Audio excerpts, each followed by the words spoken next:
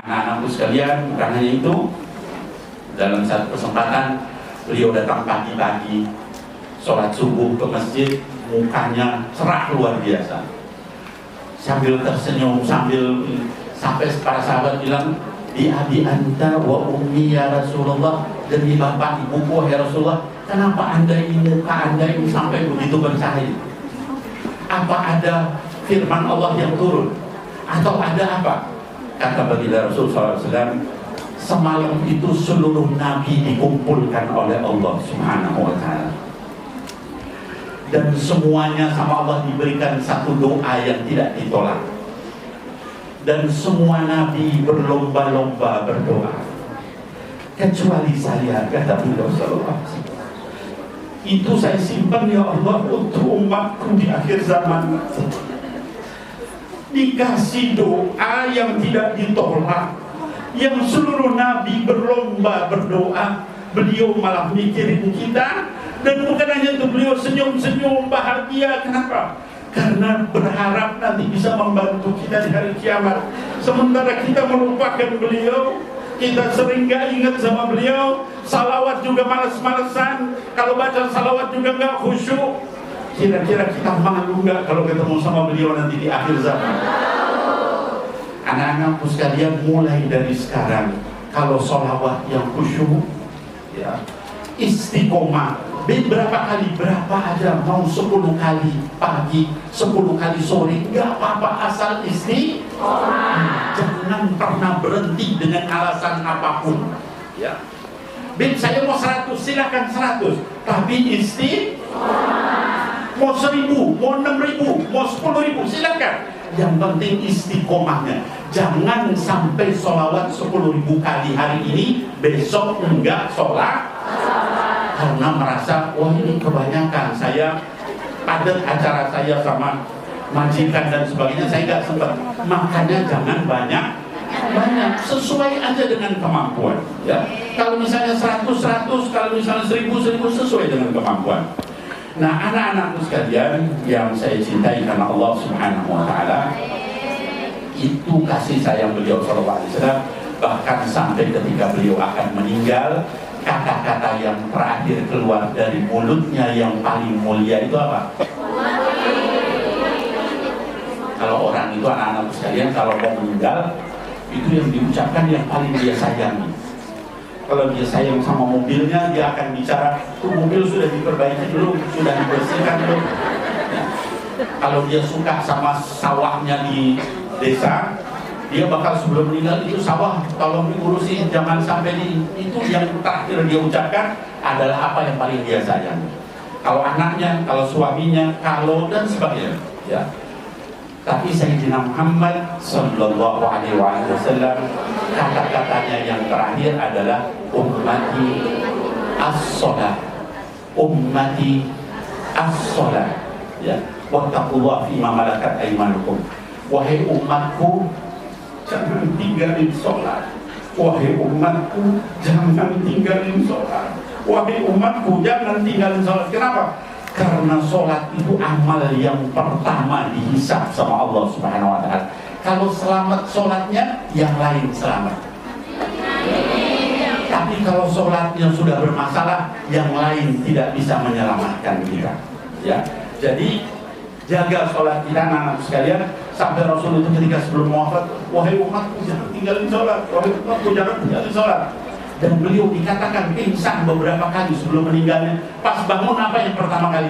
Sudah waktu sholat belum? Sudah ya Rasulullah, wudukan saya. Baru diwudukan, pingsan beliau, ya. Bangun lagi, sudah waktu sholat. Sudah ya Rasulullah, diwudukan, pingsan lagi. Saking beliau itu peduli sama sholat itu seperti itu. Jadi anak-anak sekalian, jangan kita tinggalin sholat.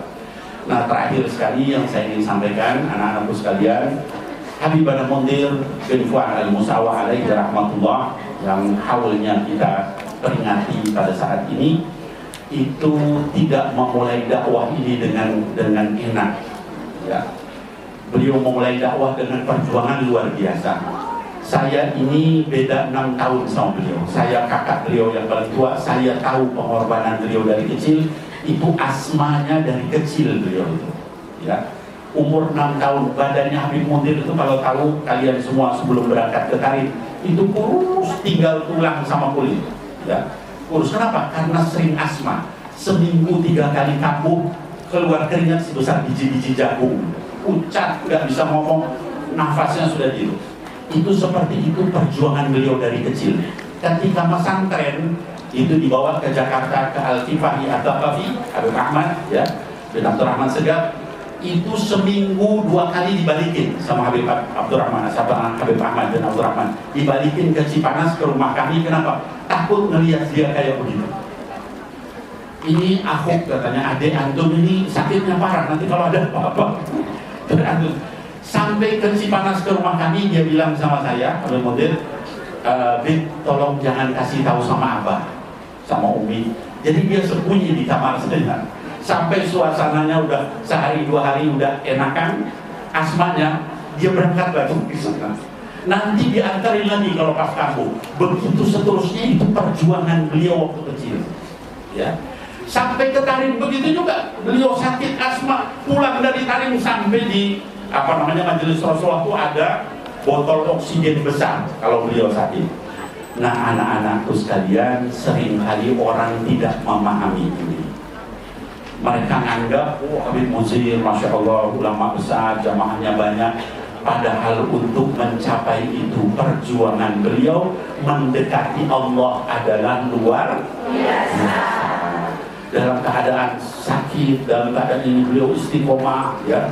Salawat juga begitu, sholat sunnah juga begitu. Waktu di Tarim beliau betul-betul dekat sama gurunya Sayyidul Habib Umar, khidmah luar biasa sampai dicintai sama guru beliau. Nah, terakhir yang ingin saya sampaikan, orang itu, anak-anakku sekalian, dipilih sama Allah bukan karena dia adalah habaib, dia adalah kiai, dia adalah ustadz, bukan. Tapi bagaimana istiqomahnya kepada Allah Subhanahu wa ta'ala. Kalian mungkin di sini merasa, oh ini habaib enak, dan tidak juga, ya. Kami itu punya cobaan sendiri-sendiri. Kalau Habib Muhammad bin Hanis cerita tentang ujian yang beliau alami, mungkin kita akan ya Allah, berat sekali. Sayyid Muhammad Al-Amin misalnya cerita tentang perjuangan yang dia alami, begitu juga. Semua orang punya ujiannya sendiri-sendiri.